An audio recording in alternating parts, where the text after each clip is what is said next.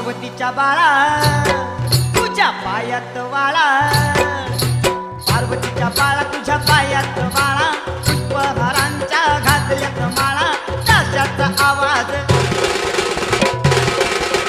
तशाचा आवाज तारारा झाला रे.